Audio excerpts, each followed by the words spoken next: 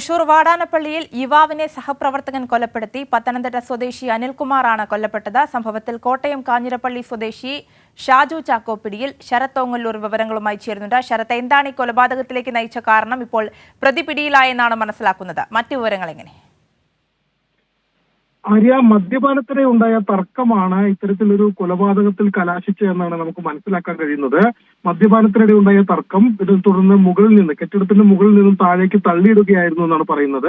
തൃശൂർ വാടാനപ്പള്ളിയിലാണ് ഇത്തരത്തിൽ സഹപ്രവർത്തകൻ യുവാവിനെ കൊലപ്പെടുത്തിയിട്ടുള്ളത്. പത്തനംതിട്ട സ്വദേശിയായിട്ടുള്ള അനിൽകുമാർ, 40 വയസ്സുള്ള അനിൽകുമാറാണ് കൊല്ലപ്പെട്ടത്. തൃത്തല്ലൂർ മോളൂർ ബസാറിലെ ഒരു സ്വകാര്യ സ്ഥാപനത്തിലെ ജീവനക്കാരനായിരുന്നു അനിൽകുമാറും അതുപോലെ തന്നെ ഷാജു ചാക്കോ, അതായത് കൊലപാതകം നടത്തിയ സംശയിക്കുന്ന ഷാജു ചാക്കോയും. എന്തായാലും ഇരുവരെയും സംഭവത്തിനകത്ത് ഷാജു ചാക്കോയെ പോലീസ് കസ്റ്റഡിയിൽ എടുത്തിട്ടുണ്ട്. ആര്യ, ശരി, ശരത് ഓങ്ങല്ലൂരാണ് വിവരങ്ങൾ നൽകിയത്.